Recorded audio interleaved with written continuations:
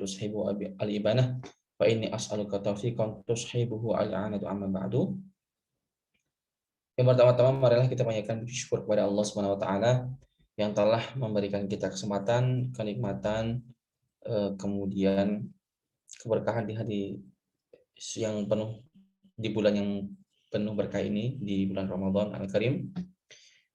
Mudah-mudahan kita selalu diberikan inayah dan hidayah oleh Allah Subhanahu wa taala dan diberi husnul khotimah oleh Allah sehingga kita bisa mendapatkan ridhonya. Amin amin ya rabbal alamin.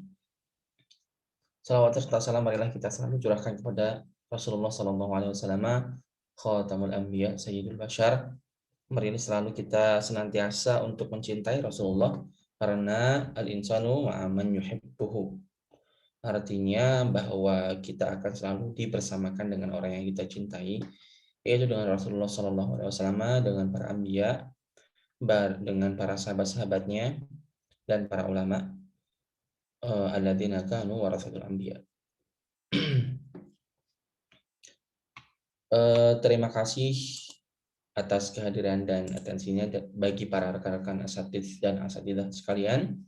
Untuk hari ini insya Allah kita akan kembali sama-sama membaca salah satu peninggalan atau turof dari ulama kita, Al-Imam Abu Zakaria Yahya bin Syaraf An-Nawawi rahimahullah ta'ala, yaitu kitab Al-Arba'in An-Nawawiyah yang berisi tentang hadis-hadis pilihan pembentuk akal seorang muslim atau kaidah-kaidah yang seharusnya kita pelajari dan kita hafalkan dan kita praktekkan dan kita tanamkan dalam diri kita, bahwa kaidah-kaidah ini akan membawa kita ke menjalani kehidupan ini sebagai seorang muslim sesuai dengan tuntunan Rasulullah Shallallahu Alaihi Wasallam menuju Allah, karena tidak ada jalan lain, la sabila ilallahi ta'ala illa sabila Rasulullah Shallallahu Alaihi Wasallam. Dan saya juga meminta maaf atas ketidakhadiran saya di hari Senin karena bertabrakan dengan beberapa jadwal di sini, sehingga dialihkan di hari ini, yaitu hari Rabu tanggal 28 April 2021. Mari kita memulai dengan membaca Al-Basmalah, Bismillahirrahmanirrahim, dan membaca salawat kepada Rasulullah. Allahumma shalli wa sallim wa zid wa barik ala sayyidina Muhammad wa ala alihi wa sahbihi wa barik wa sallam. Amin amin ya rabbal alamin. Baik, mari kita sedikit kembali membaca lagi apa yang sudah kita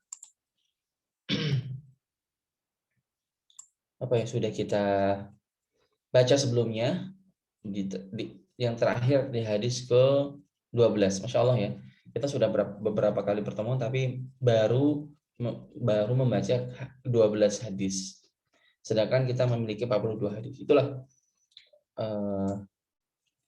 karena sangat sulit ya untuk menjelaskan jawami'ul kalim atau menjelaskan dan membaca hadis Rasulullah Shallallahu Alaihi Wasallam yang syarat ilmu dan syarat fawaid. Terakhir kita membaca bersama-sama tentang hadis kaidah besar, yaitu min husni islamil mar'i tarkuhu ma la ya'nihi. Artinya kita diperintahkan untuk tidak membuang-buang waktu dan diperintahkan untuk mengerjakan sesuatu yang bermanfaat. Artinya berarti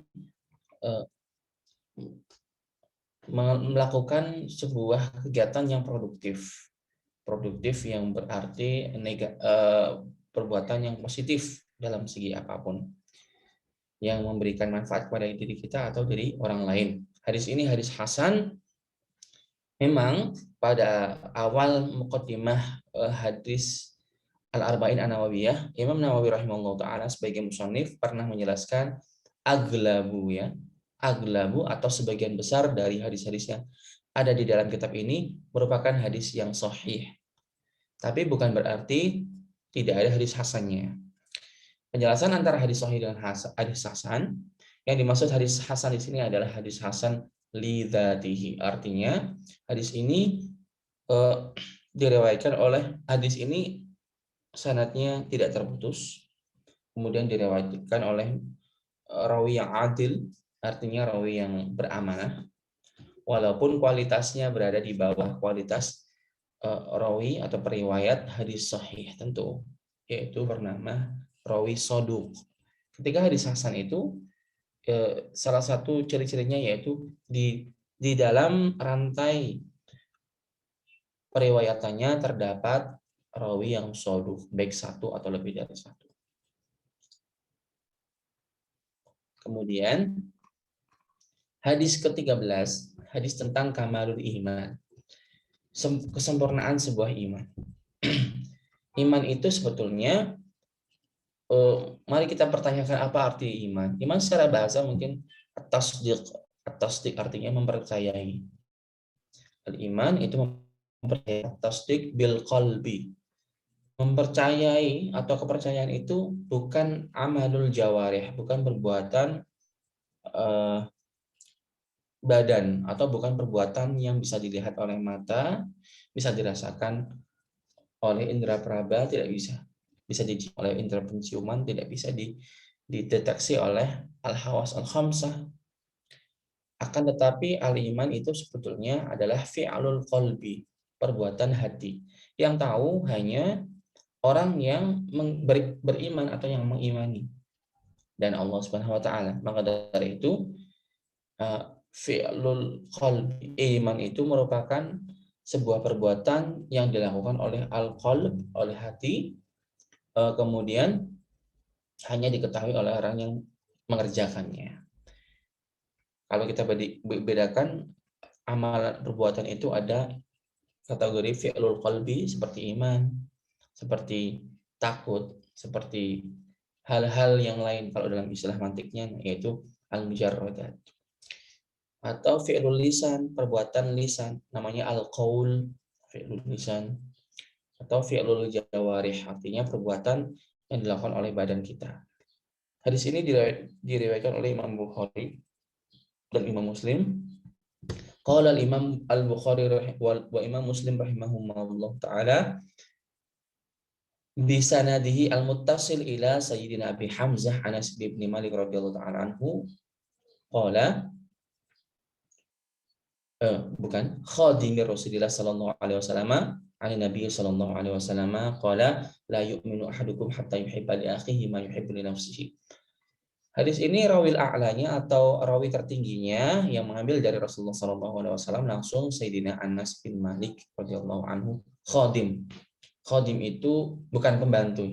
Istilahnya khadim itu ialah yang mengkhidmahkan dirinya atau memberikan dirinya untuk membantu, tapi istilahnya bukan pembantu yang sudah kita pahami di zaman sekarang, yaitu yang mencuci piring, kemudian yang mencuci baju, tidak, tapi selalu ada untuk Rasulullah SAW. Karena Sayyidina Anas sendiri itu dikenalkan oleh Rasulullah sejak kecil, dan ibunya, saya sedikit lupa namanya ibunya, ibu beliau itu juga khadimah Rasulullah SAW. Sayyidina Anas kalau nggak salah ya, mungkin bisa dikoreksi, menjadi khadim Rasulullah dari umur 10 tahun. Banyak kejadian-kejadian, dan Sayyidina Anas ini termasuk salah satu dari sahabat yang banyak riwayatnya. Beliau termasuk sigorus sahabat, bukan ya? Kemudian beliau berkata, meriwayatkan dari Nabi Shallallahu Alaihi Wasallam, la yu'minu ahadukum hatta yuhibba li akhihi ma yuhibbu li nafsihi. Kalau coba kita bandingkannya, kalau kita terjemahkan dan kita pahami hadis ini melalui terjemahan lafaz per lafaz, inilah perbedaan antara bahasa Arab dengan bahasa Indonesia, maka hasilnya akan seperti ini. La yu'minu ahadukum, tidak beriman, tidak beriman salah seorang dari kalian, la yu'minu ahadukum hatta yuhibba li akhihi, sampai dia mencintai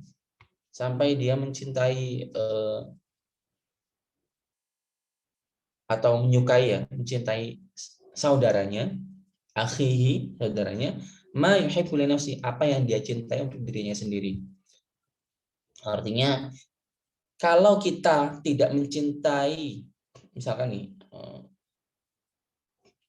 saya sangat menyukai kitab ini, atau saya sangat menyukai, saya mencintai harta-harta yang saya punya, atau apa saja yang saya sukai, yang saya cintai, dari harta, dari kebahagiaan, dari kesehatan, dari hal-hal yang kita cintai, itu sepatutnya kita juga suka agar kenikmatan ini dimiliki oleh saudara kita. Itu dia. Itu artinya. Berarti kalau kalau saudara kita itu mendapatkan nikmat, ya, berarti kita tidak boleh hasad. Artinya kita juga harus senang. Gitu. Karena ketika kita mendapatkan nikmat, kita juga senang. Ya, apa yang kita senangi dengan kenikmatan, seharusnya kita juga senang agar kenikmatan ini dimiliki oleh saudara kita. Nah, kalau tidak demikian, maka kita namanya tidak beriman. La yu'min, tidak beriman. Nah, kalau tidak beriman berarti kalau kita tidak mengerjakan hal seperti ini, berarti kita tidak beriman. Kalau tidak beriman berarti keluar dari agama Islam. Keluar an dairatul mukmin. Berarti menjadi kafir. Nah, itulah perbedaan antara memahami hadis dengan terjemahan. Pada hakikatnya setiap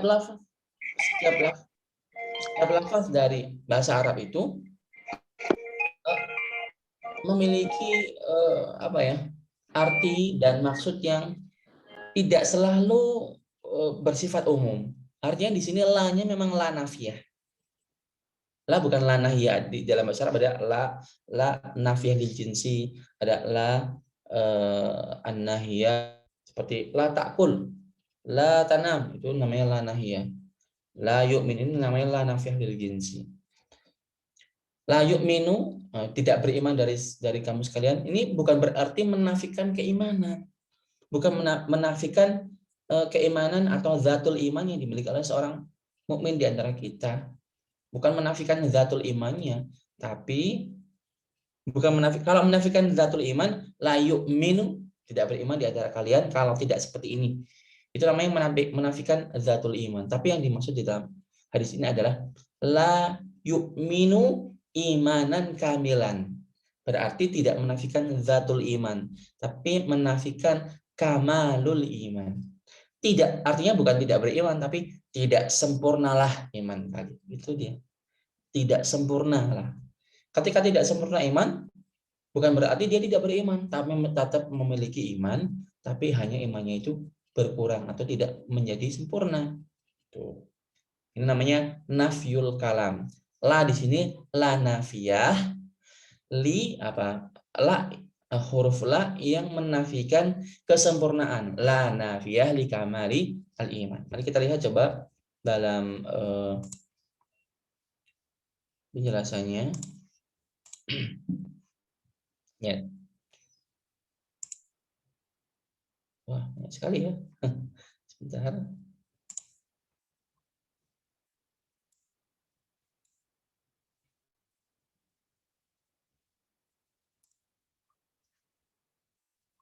La nafiyah itu namanya la yang an-naf, coba lihat. Nafyul iman fil hadis, semoga bisa dilihat. Nafyul iman fil hadis mahmulun ala nafyil kamal amman lam yuhib. Amman lam yuhibbu atau yuhib li akhihi ma yuhibbu li nafsihi. Kemudian di sini ada pertanyaan, hal huwa al-akh al-muslim fir rahim awil akh fil insaniyah. Ya, kalau kita lihat dan perhatikan di lafaznya di sini, la yu'minu ahadukum hatta yuhibba li akhihi. Lihat, kalau kita misalkan pahami dengan bahasa terjemahan, maka akan selalu saudara, tidak menyukai, tidak bersempurnanya iman kalian kecuali dia menyukai untuk saudaranya. Sekarang saudara, lafaz saudara itu masih umum. Kita sangat perlu sekali mengetahui namanya umumul lafzi, kemudian khususul lafzi, atau itlaqul umum wa urida bihi al khusus atau itlaqul khusus urida bihi al umum. Pembahasan ini dapat kita pelajari dalam ilmu usul fikih, dan untuk mempelajari ilmu usul fikih memerlukan perangkat-perangkat ilmu yang lain seperti nahwu, shorof itu wajib, mantik, kemudian balaghah, kemudian ilmu kalam atau ilmu tauhid. Untuk mengetes kemampuan kita dalam ilmu usul fikih perlu ilmu-ilmu seperti ini. Dan setiap dari ilmu-ilmu seperti ini memiliki tingkatan kitab-kitab yang sangat banyak, dari mubtadi, mutawasid, dan muntahi. Masya Allah. Mudah-mudahan semoga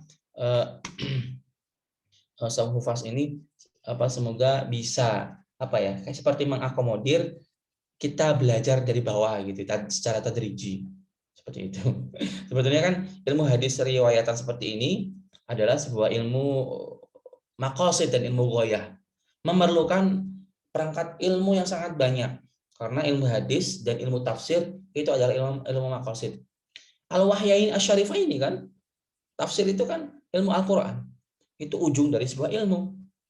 Hadis juga demikian, hadis secara riwayah ini ujung dari sebuah ilmu, dan memahaminya memerlukan perangkat yang sangat banyak, dari lughah atau matan lughah, menghafalkan mu'jam, kemudian dalalatu al-alfaz, kemudian Masya Allah, saya sendiri tidak berani untuk menjelaskan sesuatu tanpa melihat dari syarah. Nah, kita kembali lagi dalam penjelasannya. La yu'minu ahadukum li akhihi. Al-akh di sini artinya saudara apa? Apakah saudara kandung? Kalau saudara kandung berarti yang saudara sepupu atau saudara yang lain, saudara iman, saudara Islam tidak termasuk. Berarti maknanya umum atau khusus nih akhnya ini? Itu dia. Mari kita lihat. Jawabannya adalah ada beberapa mazhab. Yang pertama mengatakan idza qulna al-akh fir rahim nakunu qad dayyaqna al-wasi'. Li'anna al-insan qad yakunu laysa lahu al-akh asy-syaqiq aw li-um.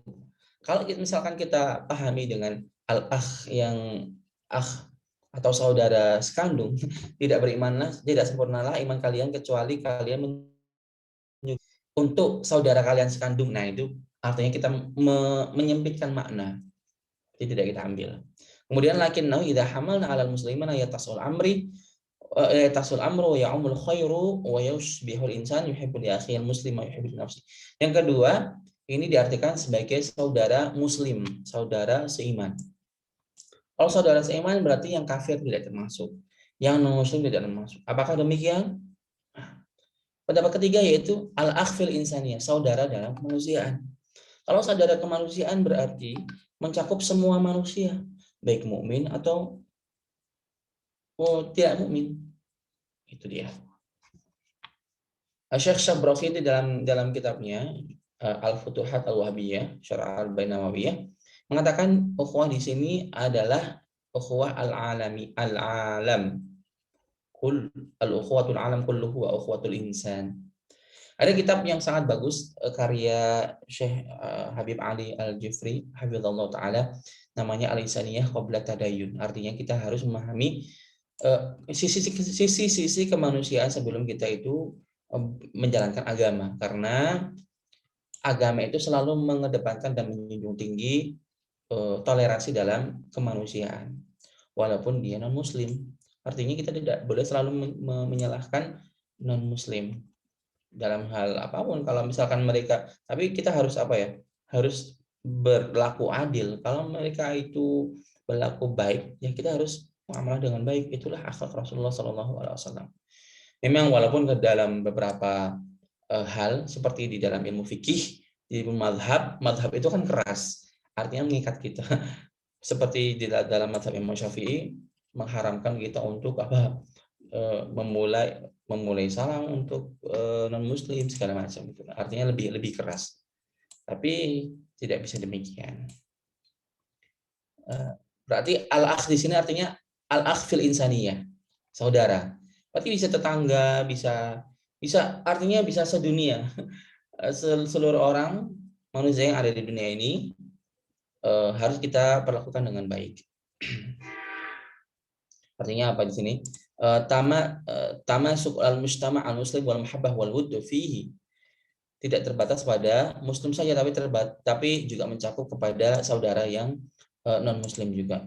Al-iman al-kamil itu artinya al-aslu al-iman ada 6 kan. Baik, ini kita tutup saja. Tidak bisa kita baca semuanya ya karena memang nanti akan terlalu lama.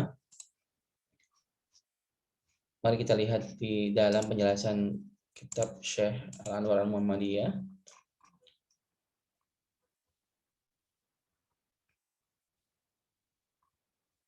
Nih, yu'minu al-iman al-kamil. Berarti iman di sini adalah al-iman al-kamil, bukan menafikan al-iman zat al-iman.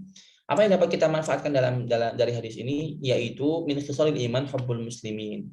Salah satu dari sifat iman itu adalah mencintai muslim. Bagaimana kita seorang mukmin yang beriman kepada Allah Subhanahu wa taala tapi tidak mencintai saudara kita muslim yang lain. Kemudian kita langsung membaca kepada hadis setelahnya ya. Al-hadis ar-rabi' asyar hurmatu damil muslimi wa asbabi ihdarihi. Artinya sangat diharamkan untuk menumpahkan darah seorang muslim. Menumpahkan darah itu merupakan sebuah istilah majas. Bukan berarti menumpahkan darah dari gelas ada darahnya kemudian ditumpahkan. Tidak, itu namanya majas. Makanya majlis itu sangat sering dipakai oleh Al-Quran dan Rasulullah SAW. Kenapa? Karena Al-Quran dan hadis itu turun ala lisanin arabiyyin mubin, turun kepada bahasa Arab, dan bahasa Arab dan kaum Arab sebelum adanya Islam itu sangat sering sekali menggunakan majas. Sangat sering sekali menggunakan majas karena dalam bermajas itu bisa menyampaikan makna lebih akan sampai kepada dalam hati seperti itu, sehingga yang menggunakan majas, sehingga Al-Quran akan menyesuaikan bahasa apa yang dia turun di dalamnya. Kalau dari itu bahasa Al-Quran itu bahasa yang paling kaya, bahasa Arab itu bahasa yang paling luar biasa intinya dibandingkan dengan bahasa-bahasa yang lain. Ini perkataan Syekh Yusri sendiri, Syekh Yusri hafizallahu taala selalu mengatakan bahwa belajar bahasa Arab. Karena kita tidak akan bisa memahami Al-Quran dan memahami agama ini tanpa baca bahasa Arab. Kalau kita tidak paham bahasa Arab, maka kita akan diselewengkan dan kita tidak akan bisa memiliki fondasi yang kokoh dalam memahami makna. Artinya kan memang al-ma'ani, jadi urutannya itu seperti ini. Al-ma'ani qoblal al-alfaz. Sebelum lafaz itu lahir, lafaz itu siapa yang menciptakan? Allah Subhanahu wa taala. Walaupun ada ikhtilaf ya antara Allah dengan manusia. Kata Mu'tazilah, bahasa itu yang menciptakan manusia. Padahal yang mazhabnya Raji adalah bahasa yang menciptakan adalah Allah Subhanahu wa taala. Jadi sebenarnya pada awalnya itu makna-makna dulu, kemudian setelah itu wad'u al-alfaz lil ma'ani, kemudian setelah itu baru al-alfaz, kemudian setelah itu al-isti'mal, yang terakhir adalah al-fahmu. Ini urutan dalam memahami sebuah lafaz bahasa Arab. Pembahasan ini dapat kita pelajari dalam sebuah disiplin ilmu mustaqil yang bernama ilmul wad'i. Mempelajari ilmu wad'i tidak semudah yang kita pikirkan, harus memiliki perangkat-perangkat ilmu sebelumnya yang harus kita tamatkan terlebih dahulu. Itu dia. Baik, mari kita baca. Qala al-Imam Al-Bukhari wal Muslim rahimahumullah taala fi sahihaihima bi sanadihima al-muttasil ila Sayyidina Ibni Abdullah bin Mas'ud radhiyallahu taala anhu qala Rasulullah sallallahu alaihi wasallam la yahillu damu mri'in muslimin yashhadu an la ilaha illallah wa anna Muhammadan atau wa anna Muhammadan mungkin atau wa anni ya, tidak wa anni Rasulullah sallallahu alaihi wasallam illa bi ihda thalas. Tidak dihalalkan bagi kalian, bagi seorang, atau tidak dihalalkan darah seorang muslim, berarti tidak boleh dibunuh darah seorang muslim yang bersyahadat bahwasanya Allah itu satu, Allah itu Tuhan, dan Rasulullah itu adalah Rasul Allah, kecuali ada 3 sebab ini. Berarti kalau ada 3 sebab ini boleh dibunuh. Yang pertama ada as-sayyib wa az-zani. As-sayyib itu bisa diartikan seorang yang sudah menikah. Az-zani wan nafsu bin nafsi artinya membunuh orang wan nafsu bin nafsi, membunuh atau menghilangkan nyawa. Artinya tapi bukan khotoan, nggak sengaja. Wa tariku lidinihi, atau ini orang yang murtad dari agama Islam, al mufariq lil jamaah, dan membuat kekacauan dalam tatanan masyarakat. Berarti ada 3. Selain 3 ini, maka tidak boleh dibunuh hukumnya. Berarti 3 ini merupakan sebuah kabair atau dosa-dosa besar yang sangat besar hukumannya. Tapi ini adalah hukuman dunia, ya. Uqubah dunyawiyah. Ketika seseorang sudah mendapatkan uqubah dunyawiyah, berarti sudah tidak akan mendapatkan uqubah ukhrawiyah lagi. Karena ini sebagai kafarah, penghapus daripada dosa yang dilakukan di dunia. Misalkan ada seorang as-sayyib yang berzina, hukumnya apa? Dibunuh melalui apa? Melalui rajam. Nah, melalui rajam. Jadi kalau setelah dirajam, setelah meninggal, apakah dia masih memiliki dosa karena sebab berzina atau tidak? Sudah tidak. Itu sebagai kafarah, ukubah di dunia. Tapi sebetulnya uqubatun fid dunya atau ukubah dunia itu lebih ringan daripada ukubah fil akhirah, lebih balasan dan Allah Subhanahu wa taala di dalam akhirat. Karena di akhirat pasti akan lebih pedih lagi dan lebih lama jenjang waktunya. Mari coba kita lihat dari penjelasan cara-cara yang sudah saya kumpulkan. Hadis hormatu damil muslim wa asbabu ihdarihi. La yahillu dam atau la tahillu iraqatuhu al-murad al-qatl, tidak boleh membunuh, ya. Artinya la yahillu damu mri'in, artinya berarti tidak boleh membunuh seseorang. An-nafsu bin nafsi artinya membunuh, artinya sebuah perbuatan dosa besar yang dilakukan menghilangkan nyawa. An-nafsu bin nafsi, nyawa menghilangkan nyawa yang lain. Ini seperti apa, ya? Hampir seperti takkid lafzi, ya. Tapi ini dalam balaghah pasti, dalam bahasa Arab pasti ada apa, ya? Ada jenis namanya apa? An-nafsu bin nafsi, pasti ada jenis. Tapi mohon maaf karena di sini saya tidak bisa menghadirkan penjelasan lebih. Pasti ada an-nafsu bin nafsi. Itu. Amdan artinya secara sengaja. Berarti dosa ini ketika membunuh seseorang secara sengaja baru boleh dibunuh atau mendapatkan akibat atau mendapatkan balasan, yaitu dengan al-qisos, dengan kisos.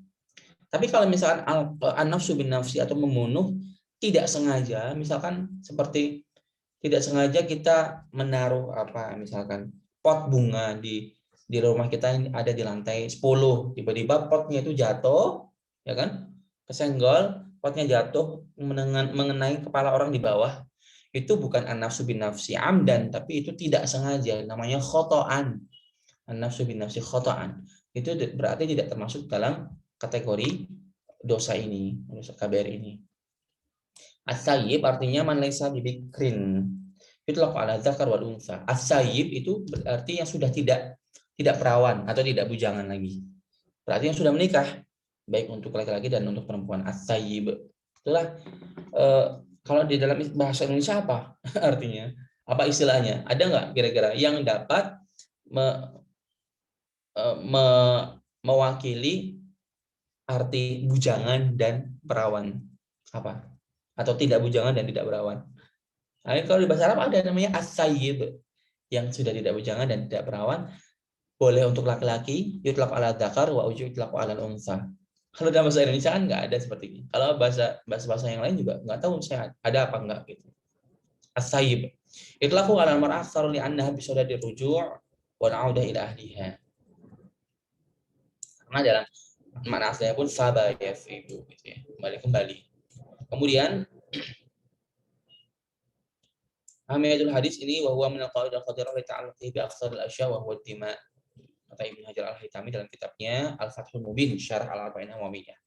Kemudian di sini saya menghadirkan dari syarah dari Syekh Ali Hum'ah hafizallahu taala.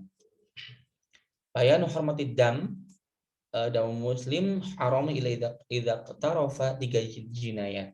Berarti hal-hal yang 3 ini seperti an-nafsu bin nafsi, kemudian as-sayyib az-zani, ini merupakan jinayah. Jinayatun minal jinayat. Pembahasan jinayat terdapat pada pembahasan ilmu fikih sebetulnya. atau tindak apa ya, pidana mungkin. Damul muslim la yustahanu bihi. Artinya di sini menekankan bahwa nyawa seorang muslim atau nyawa siapa saja, manusia siapa saja itu tidak boleh diremehkan. Artinya jangankan manusia, membunuh binatang atau membunuh hewan aja tanpa alasan apapun itu merupakan salah satu dari sebuah tindakan yang bisa disebut bertentangan dengan nilai-nilai kemanusiaan atau nilai-nilai keislaman. Misalkan membunuh hewan tanpa sebab, kecuali berbeda dengan menyembelih ya, karena menyembelih itu adalah sebuah ritual peribadatan, bukan membunuh atau berburu, beda. Karena itu untuk kepentingan. Ini untuk ihdar dam atau membunuh tanpa alasan apapun. Setelah terjadi di dalam selama sejarah peperangan antara Yahudi, peperangan antara musyrikin dengan antara negara-negara adidaya, itu menyebabkan banyaknya hilangnya nyawa, baik itu dulu di Burma ya, kemudian di mana lagi, di Shishan, kemudian di Bosnia, di mana di Irak, di Afghanistan, itu sudah kita lihat dan saksinya adalah sejarah bahwa banyak sekali, apalagi di Palestina ya, di Suriah itu banyak sekali korban-korban jatuhan yang itu adalah memang semuanya sudah takdir, akan tetapi itu akan mendapatkan balasannya dari Allah Subhanahu wa taala. Dan setiap nyawa itu tidak boleh kita remehkan. Enggak seperti itu. Kenapa demikian? Kenapa banyak pertumpahan darah? Kenapa ada banyak korban-korban? Karena ba'duhu nataja min tasarrufati ba'dil muslimin alladziina jahalu dinahum. Artinya berasal dari perbuatan, ya kita tahu sendiri apa namanya, kaum radikal itu yang ISIS ya, kaum radikal itu mereka menggunakan dalil-dalil agama Islam untuk kepentingan mereka karena kebodohan mereka sendiri. Dia menyebabkan banyaknya orang meninggal, orang mati. Itu akan semuanya akan dipertanggungjawabkan di akhirat kelak nanti. Kemudian As-Sayyib Az-Zani kita sudah jelaskan. Di zaman sahabat memang sudah ada contohnya, salah satu as-sayyib yang berzina, yaitu dalam kisah hadis Ma'iz dan hadis Al-Ghamidiyah, mereka memang mengaku bahwasanya telah melakukan sebuah perzinahan, kemudian diberikan hukuman dengan rajam sampai meninggal. Wa yamutu li'annahu ya'tada ala yamut ya. Sebetulnya kalau misalkan ketika hal-hal seperti ini, misalkan al-kabair, memang kita tidak bisa terlepas dari hal-hal yang tidak bisa terlepas dari hawa nafsu. Hawa nafsu itu selalu mengundang kepada melakukan hal-hal maksiat. Tapi ingat bahwa sebuah sebetulnya rahmatullahi wasi'at kulla syai'in. Artinya kalau kita lihat di matanya Al-Burdah ya, seperti apa? Ya nafsu la taqnati min zallatin azumat innal kaba'ira fil ghufrani kallamami. Artinya al-kabair atau dosa-dosa besar di hadapan Allah Subhanahu wa taala itu bisa diampuni. Tapi bukan berarti mari kita lakukan dosa besar, tidak. Atau mari kita al-isra tidak. Artinya di sini bahwa kita ingin menekankan pintu taubat itu terbuka lebar sebelum kiamat terjadi. Apalagi di hari di mana kita berpuasa di dalam bulan Ramadan. Kalau misalkan kita suatu saat melihat misalkan ya ada orang yang berzina misalkan, atau melihat orang yang membunuh misalkan, atau melihat orang yang kafir memang, jangan terburu-buru untuk menghakiminya seperti pernah terjadi ya dulu ya, ada orang yang orang seperti orang Rusia itu membunuh gara-gara dia ada seorang yang murtad atau apa gitu. Jangan terburu-buru untuk menghakimi sendiri dengan mengangkat qadiyah ini, permasalahan ini ke dalam di hadapan hakim. Jangan, tapi mulailah kita perbaiki ya dengan kemampuan kita dulu. Man ra'a minkum munkaran falyughayyirhu bi yadihi kan. Fa lam yastati' fa bi lisanihi. Fa lam yastati' fa bi qalbihi wa dzalika adhaful iman. Ya kan? Ada apa ya?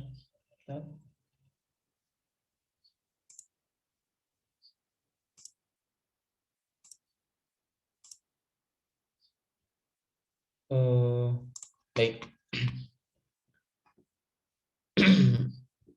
Artinya berarti ketika kita mendapatkan 3 jinayat ini atau jaroim ini atau jarimah ini, maka jangan terburu-buru untuk melakukan main hakim sendiri. Karena kenapa? Alasannya. Karena kalau kabair ini atau tindak pidana ini sudah diangkat ke hakim, itu sudah apa? Kita tidak bisa apa artinya kasihan kepada orangnya, padahal pintu taubat masih terbuka gitu. Ada seorang sahabat yang bertanya kepada Rasulullah, ya Rasulullah, apa namanya, saya telah berzina gitu. Ya akhirnya itu kan seakan-akan Rasulullah kan Rasulullah kan seperti bimanzilati al-hakim saat itu. Ya sudah, Rasulullah memberikan hukuman kepada dia sesuai dengan hukuman Allah Subhanahu wa taala, hukuman hakim, yaitu dengan dirajam pada saat itu. Padahal Rasulullah setelah itu mengatakan, padahal kamu bisa saja bertaubat sebelum kamu itu berarti kita jangan terburu-buru untuk mengangkat ke hakim gitu. Artinya nasihati dulu untuk bertaubat. Daripada dia langsung, kalau sudah ke hakim sudah tidak bisa melindunginya lagi, dia akan dirajam dan dia akan mati seperti itu. Jadi jangan terburu-buru. Dan hukuman rajam pun tidak banyak terjadi di zaman kita ini. Bahkan selama 500 tahun atau 5 abad itu tidak pernah terjadi hukuman rajam. Kenapa? Karena zaman sekarang sudah tidak relevan lagi. Kenapa? Karena syarat-syarat untuk menentukan bahwasanya ada sebuah perzinaan itu sangat sulit sekarang karena banyaknya syahadatuz zur atau pengakuan palsu. Bisa saja merekayasa sebuah perlakuan untuk menjebak seseorang. Itu intinya. Seperti itu ya. Kemudian nafsu bin nafsi dengan al-qasas. Al-qasas itu hukum membunuh karena dia sudah menghilangkan nyawa orang lain.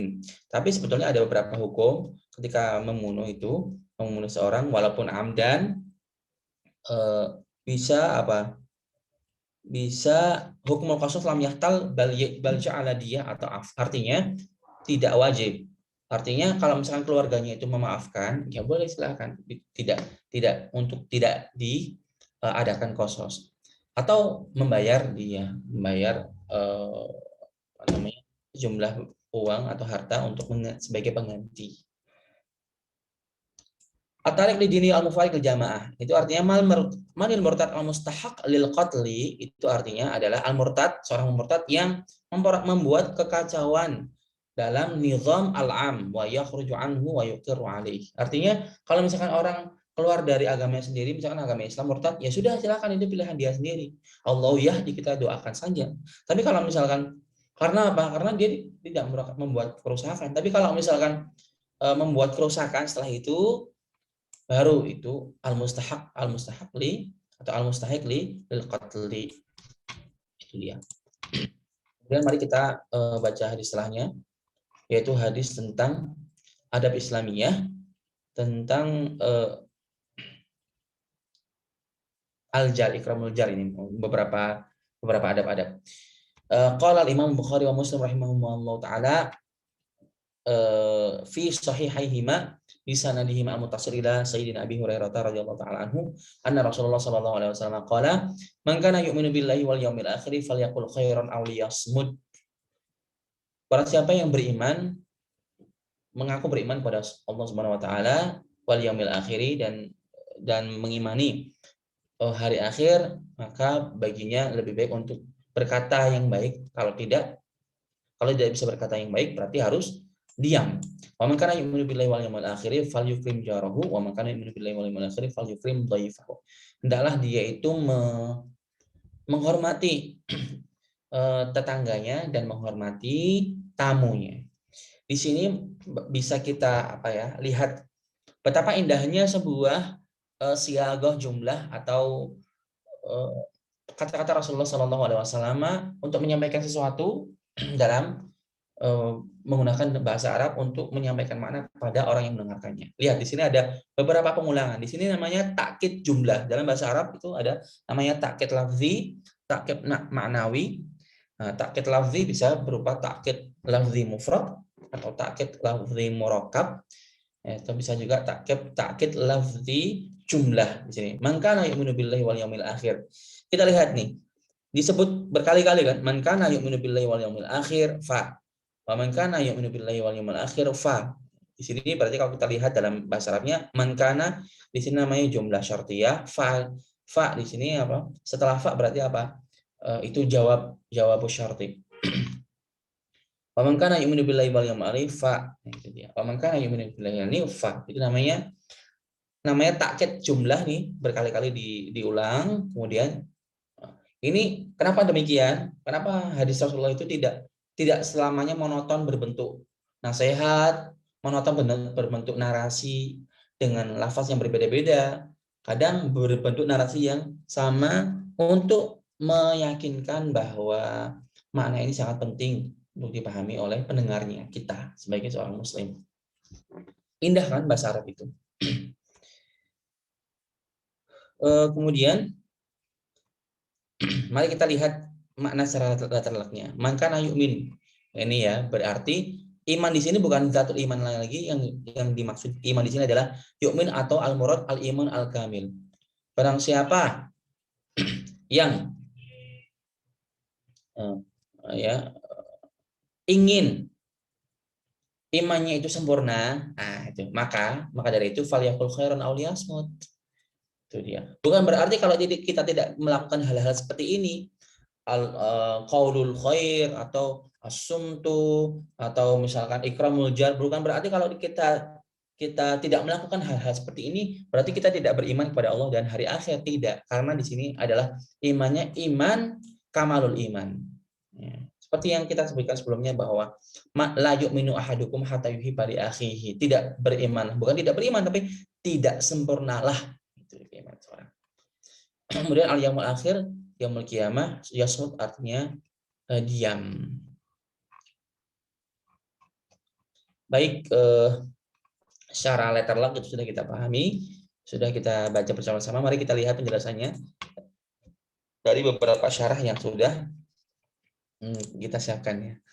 Walaupun sebetulnya ini semua yang saya tulis ini sebetulnya sebagian sudah pernah saya upload ya, penjelasan tentang hadis Arba'in Nawawi, karena saya sendiri pernah mengisi di salah satu rumah di Mesir di sini namanya Markas Usuluddin. Saya upload di YouTube saya. Ini bukan endorse ya, tapi di sana penjelasannya lebih rinci. Nah, kalau misalkan rekan-rekan sekalian ingin, nanti akan saya share linknya. Di sana ada penjelasan yang sudah jelaskan lebih rinci tentang hadis-hadis yang ada di Arba'in Nawawi, walaupun belum semuanya karena memang itu amal syak, artinya belum saya selesaikan gitu. Bahkan ketika kita menjelaskan hadis Jibril saja perlu berapa video itu. Video seperti ini ya. Mudah-mudahan nanti bisa bermanfaat bagi semuanya, dan jika ada kesalahan mungkin bisa dikritik. Hadis di sini coba kita lihat. Saya sangat suka sekali ketika membaca hadis itu tidak membaca secara sathi atau tidak secara dangkal, tapi memahami dengan sebaik-baiknya.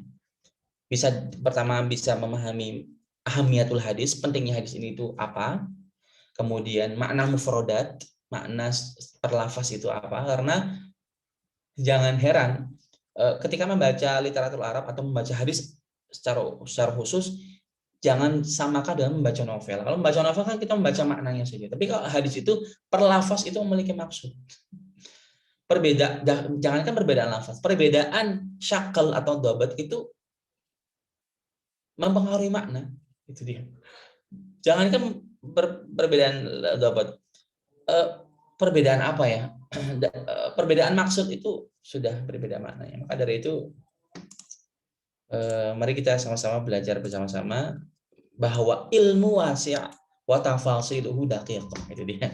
Man kana yu'minu billahi wal yawmil akhir falyaqul khairan aw liyasmut.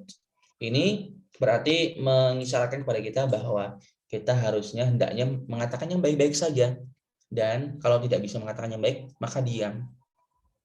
Tapi diam pada tempatnya masih. Likulli maqalin maqamun wa likulli maqamin maqalun. Ada, tidak semua yang kita tahu harus kita sampaikan. Itu adalah kaidah yang sangat penting sekali. Tidak semua yang kita tahu harus kita sampaikan. Karena kita harus mura'atul maqam.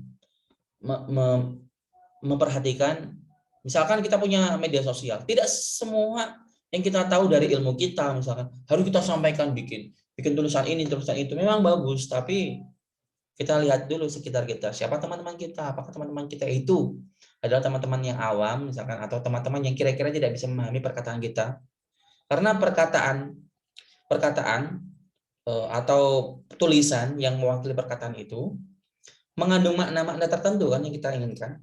Tapi ketika seorang yang membaca atau mendengarkannya itu akan memahami kadang-kadang tidak sesuai dengan apa yang kita inginkan dari makna yang kita ingin kita sampaikan. Maka dari itu sangat-sangat bahaya ketika kita menyampaikan sesuatu yang masih ambigu atau memiliki makna yang sulit untuk dipahami. Kemudian kita share di Facebook. Ada yang mengatakan bahwa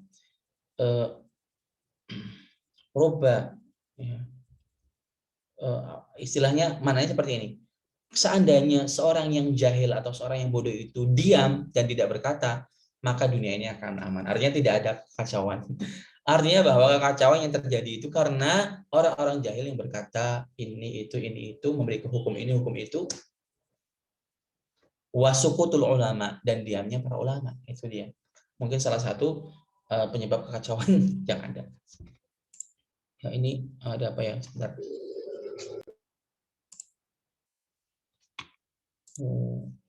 Oh, Masya Allah. Baik, nanti kita akan coba kita baca pertanyaan dari Syekhun Al-Fadil. Tapi sebelum itu mari kita selesaikan dulu 9 menit lagi ya. Mohon maaf ya, karena memang memahami hadis itu bukan perkara mudah sih menurut saya, dan pembahasannya itu dalam. Kemudian hadis-hadis ini maknanya ada Islami, coba kita lihat. Di sini ada penekanan terhadap maka yu'minu billahi wal yawmil akhir. Ini maksudnya adalah penekanan terhadap bidayah. Ini Rasulullah idzan nabda'u bil aqidah wa bil iman billah wa bil yawmil akhir alladzi fihi al hisab wa thawab wal iqab. Ini kenapa tidak mengatakan mangkana yu'minu billahi wa malaikatihi wa kutubihi wa rusulihi? Kenapa? Kenapa malah menyebutkan yaum akhir? Itu masih ada maksudnya pasti. Fit taqdim wa ta'khir dalam lafaz nabawi itu pasti ada maksudnya. Bahkan di Al-Qur'an itu ada maksudnya. Kenapa takdim mengedepankan ini, mengedepankan itu, menggunakan lafaz ini, tidak menggunakan lafaz itu ada maksudnya semuanya. Arba'una khoslatan 'alaha. Ini sudah tidak usah kita jelaskan ya.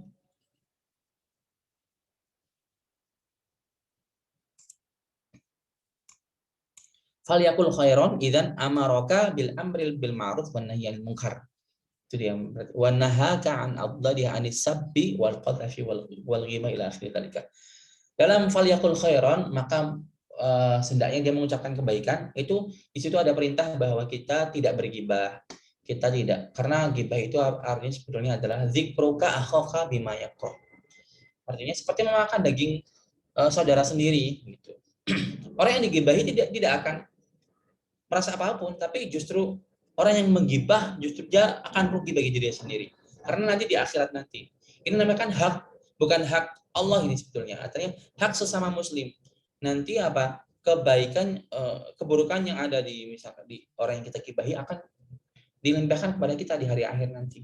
Atau kalau misalkan sudah tidak ada lagi, kebaikan dari kita akan diberikan kepada dia. Itu makanya hak antara seorang muslim atau seorang manusia itu lebih berbahaya sebetulnya daripada hak kepada Allah. Allah kan rahmahnya wasi'ah.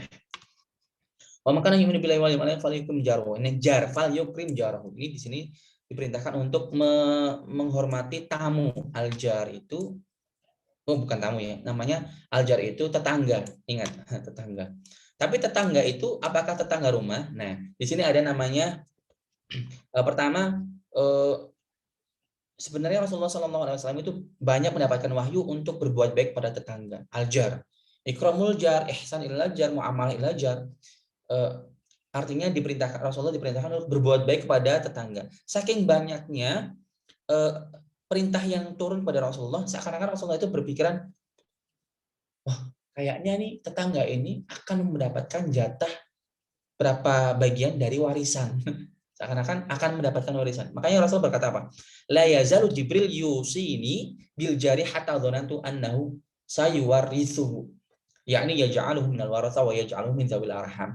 Seakan-akan tetangga ini akan dijadikan sebagai kerabat dzawil arham yang berhak mendapatkan warisan dalam penjelasan ilmu waris atau ahlul warathah. Tapi ternyata tidak. Kenapa demikian? Berarti di sini untuk menekankan betapa besarnya kita harus bermuamalah dengan tetangga. Kalau misalkan tetangga menjahili kita, ya kita bersabar. Nah, sekarang tetangga aljar sendiri sebuah lafaz Arabi kan. Aljar ini masuk umum. Apakah urida bil khusus atau tidak? Atau urida bil umum atau tidak? Aljar di sini dalam bahasa Arab ada 4 arti. Pertama, yang tinggal di dalam rumah.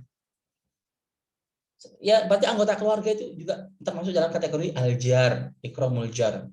Baik itu tetangga rumah satu rumah, betul-betul adik kita, kakak kita kandung, atau sepupu, dan sebagainya, atau ayah, atau ibu, termasuk jar juga itu. Atau kalau tinggal di dalam kontrakan atau kos, itu juga termasuk jar juga itu. Atau alaman la sokobait, itu pertama ya. Yang kedua, tetangga yang samping rumah, itu tetangga yang sudah ma'ruf indana.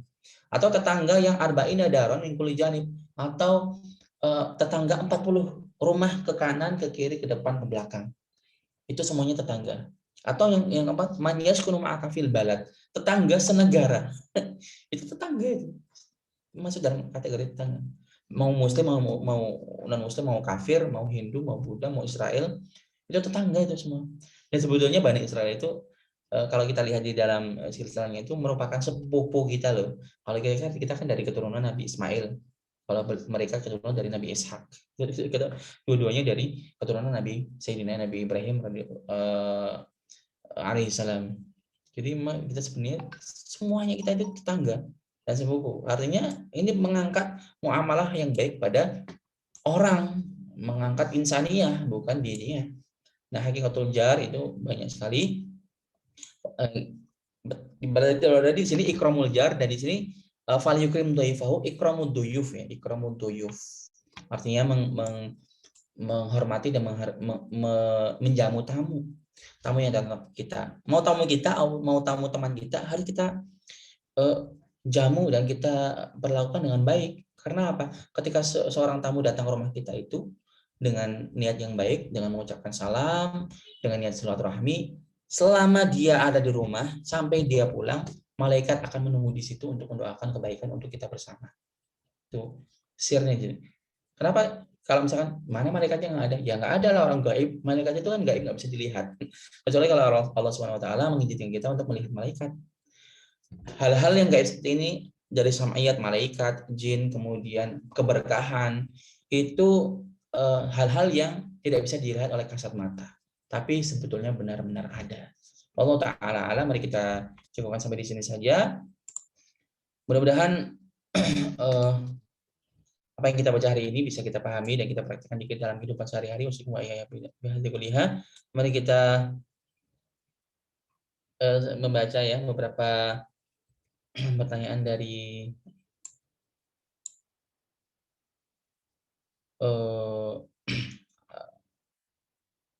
rekan-rekan sekalian, asatid dan asatidah dari Ustazah Yusi Yuliandini. Janda duda itu tadi membahas tentang as-sayyib, mungkin ya, as-sayyib az-zani. Memang dalam bahasa Arab, dalam bahasa Indonesia mungkin as-sayyib itu diartikan janda atau duda. Coba kita lihat.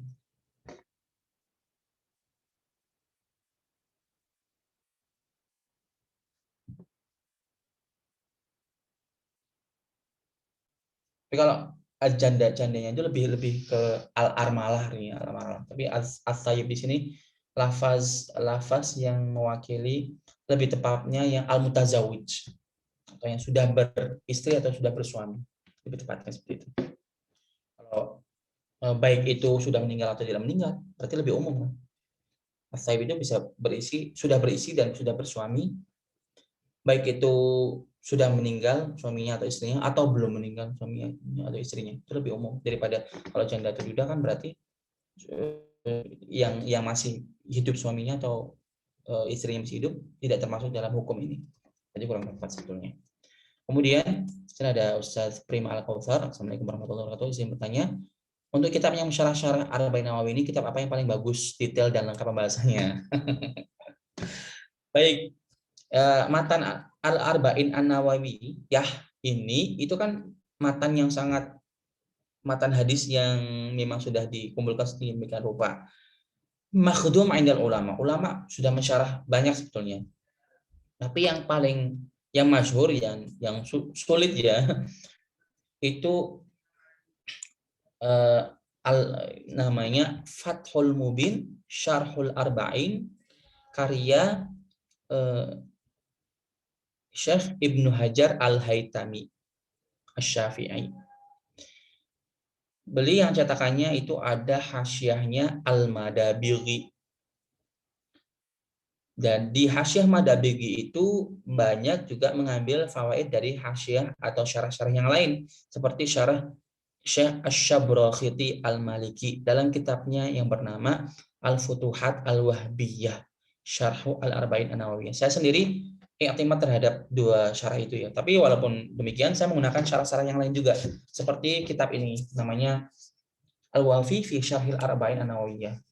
Ini karya Dr. Mustafa Dib Al-Bugha dan Dr. Muhyiddin Mastu. Ini cetakan dari Mustafa. Nggak tahu ini PDF-nya ada apa enggak ya. Tapi di sini ada ini cetakannya sudah ke cetakan ke-6. Sudah ke cetakan ke-6. Salah satu ciri-ciri kitab yang bagus itu kan pertama dari mu'alifnya, kemudian muhakkiknya, kemudian cetakannya sudah ke cetakan berapa. Biasanya kalau cetakan kesekian itu banyak dibeli oleh orang-orang. Kalau banyak beli orang berarti isyaratun ila annahu jayyid dan bagus. Walaupun di sini ya semuanya saling melengkapi lah. Tapi yang saya sebutkan tadi Fathul Mubin itu dari sisi penjelasannya menjelaskan dari segi bahasa banyak sekali itu. Bahasa dari i'rab dan fawaid-fawaid yang lain. Bahkan di Syarah Syabrakhiti itu menjelaskan banyak ada kisah-kisah. Kalau kita baca semua, saya yakin untuk menjelaskan satu hadis saja 2 jam tidak cukup. Karena di situ menjelaskan itu kisah-kisahnya, fawaid-fawaidnya masih banyak yang sangat menarik. Itu bukti bahwa hadis Rasulullah SAW itu sangat dalam maknanya. Kitab apa yang paling bagus? Yaitu tadi ya Fathul Mubin, Syarhul Arba'in, Syarah Syekh Ibnu Hajar Al-Haytami yang ada hasyiah Al-Madabighi atau Al-Futuhat Al-Wahbiyah karya Syekh Syabrakhiti Al-Maliki. Kemudian kalau terjemahan ke bahasa Indonesia saya kurang tahu ya. Kalau terjemahan ke bahasa Indonesia biasanya itu terjemahan matan saja. Kalau terjemahan syarah saya sendiri. Di sini ada beberapa ikhtilaf juga ya. Apakah Imam Nawawi juga sendiri mensyarah Al-Arba'in Nawawi atau tidak? Ada yang mengatakan memang ada Imam Nawawi mensyarah Al-Arba'in Nawawi sendiri. Saya ada kitabnya, tapi nggak tahu apakah perkataan ini benar atau tidak. Kemudian sudah ya, berarti semoga bisa menjawab. Kemudian dari Syekhul Al-Fadil Maulana Dr. Wira sebetulnya ini. Assalamualaikum. Syekhuna. Saya bukan syekh jadi. Bagaimana jika seorang muslim sudah memperkerjakan karyawan non muslim dan di rumahnya sering interaksi dengan hewannya? Wow, babi dan anjing. Apakah perlu meminta karyawan tersebut untuk melakukan bersuci sesuai Islam? Non muslim dan di rumahnya sering interaksi dengan, berarti yang pekerjaannya itu membawa hewannya itu ya, membawa hewan peliharaannya. Apakah perlu? Oh, mungkin seorang muslim yang bekerja pada seorang yang non-muslim, atau seorang muslim bosnya, kemudian ada pekerjanya yang non muslim, kemudian pekerjanya yang non muslim ini membawa binatang peliharaan yang menurut kita yang itu tidak apa, maksudnya najis gitu ya. Ya kita sebagai, misalkan kalau kita sebagai tuannya ya berhimbauan jangan dibawa gitu aja sih cukup. Karena kalaupun dibawa taruh di luar, di kandang atau di luar tempat gitu kan. Karena untuk maslahat jami gitu, masalah semuanya. Karena sesuatu yang menyentuh mereka pun misalkan kena liurnya itu harus, menurut mazhab Syafi'i memang najisnya najis mughaladzah itu, babi dan anjing itu, karena memang mansus dari Al-Qur'an dan hadis kan, penyuciannya yaitu 7 kali, salah satunya dengan pasir. Biar nggak ribet ya, pertama jangan suruh bawa, kemudian jauhkan dari kita, atau jauhkan dari benda-benda yang kira-kira ada di dalam rumah gitu. Gitu aja sih, semuanya tergantung kepada pemahaman satu sama lain dengan melalui komunikasi itu sih, mungkin seperti itu, masalah komunikasi saja sih sebenarnya. Ya harus kalau misalkan menyentuh apapun harus disucikan, masih menyentuh apapun. Ribetnya kalau misalkan air liurnya atau najisnya itu menyentuh sesuatu yang tidak ketahuan. Apalagi tempat itu mungkin sering kita lewat, mungkin akan terkena dengan baju dan sebagainya. Terkena dengan, walaupun sebetulnya sesuatu yang tidak kita ketahui, misalkan ada najis, kita tidak tahu kan. Kita kan yuhmalu syai itu sesuai dengan apa yang kita ketahui. Kalau kita tidak tahu kan sebenarnya ada kaidahnya itu tidak apa-apa. Tapi menghindarilah ihtiyaton ala dalika, ya jangan dibawa itu aja. Mungkin itu sih Sidi. Kemudian bagaimana memandang soft jamaah berjarak 1 meter, ada istilah. Ada yang menentang karena ini perilaku Yahudi yang memisahkan dan merenggangkan soft jamaah. Ada yang mengikut Ustadz di daerah. Sebetulnya kerapatan soft itu memang sangat dianjurkan kalau dalam keadaan normal. Tapi kalau dalam pandemi seperti ini, al hukmu yuhmalu ala apa ya? Maslahatil jami'. Karena memang mengikuti maslahat, maka nggak apa-apa, sangat tidak apa-apa. Justru kalau berdekatan akan memudahkan penyebaran misalkan virus atau apa, justru itu yang harus sangat dihindari. Sehingga justru wajibnya mengikuti protokol. Dan itu sangat tidak bertentangan dengan hukum fikih. Normalnya dan idealnya memang berhimpitan. Normalnya. Tapi tidak apa. Ketika berseberangan itu tidak bertentangan dengan hukum fikih, karena li maslahati al jami di zaman sekarang. Bahkan di masjid-masjid Mesir saat ini pun yang banyak ulama di sini mewajibkan pakai kumamah. Kemudian kumamah itu artinya masker, kemudian berjarak, kemudian tidak boleh berlama-lama di situ di dalam masjid. Bahkan kumamah itu kan sebetulnya menutup hidung kan. Syaratnya itu kan apa namanya, ketika kita sujud hidung harus menempel pada itu, tidak apa-apa, tidak masalah, karena memang lima maslahatin. Segala sesuatu untuk maslahat itu bisa tubihul mahzurat. Kalau misalkan ada perilaku Yahudi yang merenggangkan soft itu, kayaknya sepertinya dia terlalu jauh dia berpikirnya, terlalu jauh. Bukan seperti itu. Artinya mungkin karena terlalu ini kali ya. Segala sesuatu kita itu tidak bagus loh ketika memandang sesuatu dipikirkan wah ini adalah propaganda Yahudi, ini Yahudi, ini adalah itu. Janganlah jauh-jauh dulu gitu. Maksudnya kita belajar yang simpel-simpel dulu lah, yang wajib-wajib dulu. Ini bukan masalah Yahudi, ini bukan masalah propaganda apapun, tapi ini adalah masalah fikih dan maslahat dan maqasid syariah gitu. Artinya ad-dinu yasir, agama itu mudah. Untuk memudahkan itu dengan melalui apa? Dan pasti dalam memberikan keputusan kita harus merenggangkan soft ketika pandemi ini, itu juga pasti sudah melalui tahapan-tahapan penentuan hukum yang diambil oleh beberapa ulama muktamad, pasti itu. Bukan sembarangan. Bahkan dulu ketika tahun lalu itu pandemi pertama, sigoh azan itu kan dirubah. Solu fi buyutikum, solu fi rihalikum. Kalau ini nanti ada yang protes, loh kok gitu? Berarti ini adalah seperti apa? Seakan-akan ingin menjauhkan kita nih dari masjid. Ada yang mengatakan seperti ini bahkan, kok kamu takut dengan corona sedangkan kamu tidak takut dengan Tuhanmu sendiri?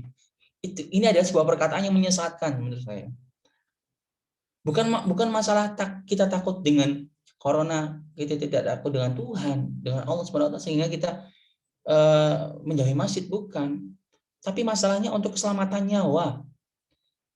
Kalau kita di masjid misalkan pada saat pandemi corona, apalagi yang sekarang terjadi di India itu ya, ke tempat krematorium itu tidak cukup lagi. Di sana pasti hukumnya akan berubah.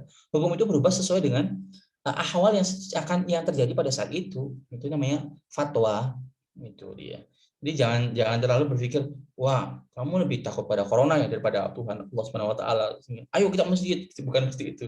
Justru kita takut pada Allah Subhanahu wa taala, justru kita menjauhi masjid pada saat corona, misalkan pada tahun dulu ya. Kalau sekarang kan sudah boleh.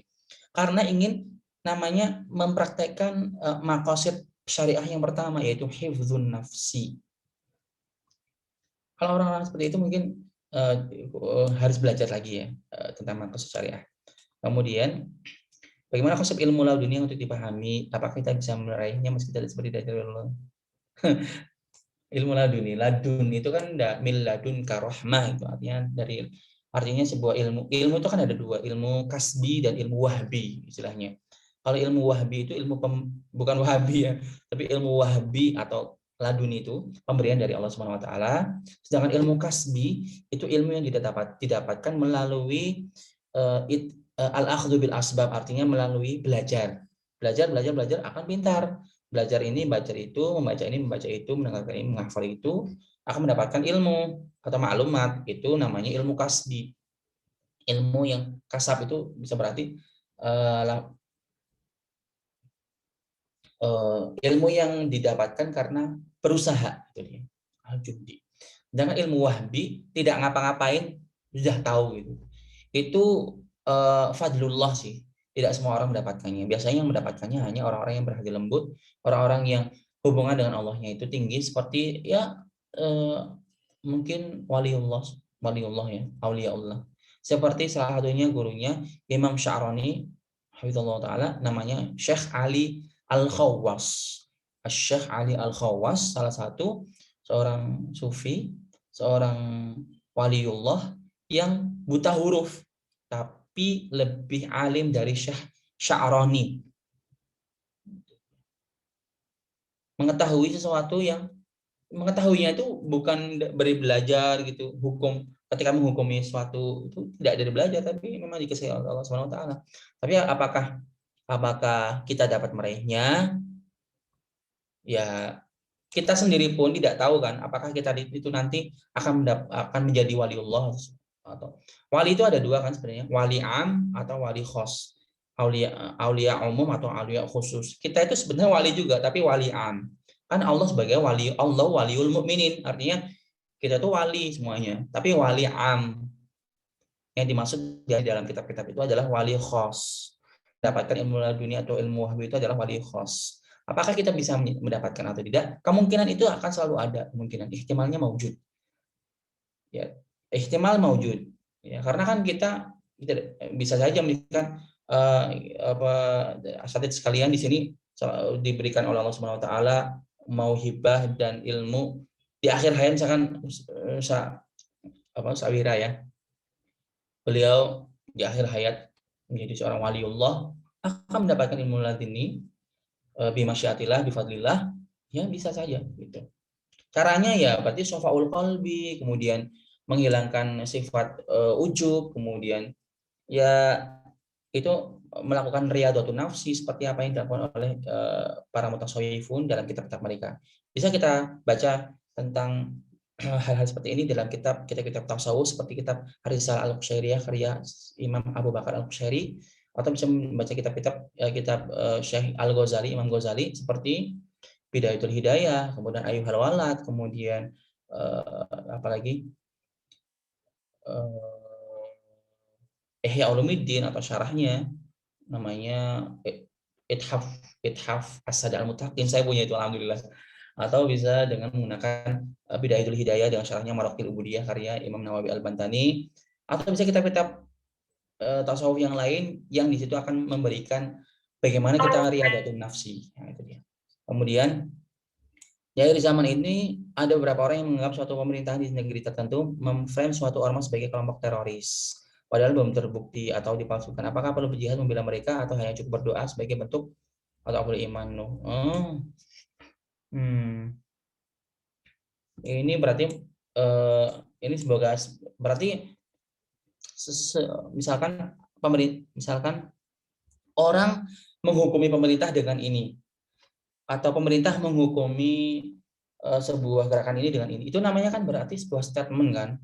Artinya statement atau sebuah pernyataan itu memerlukan bukti dan dalil. Kalau dalam ilmu adabul bahasa harus seperti itu.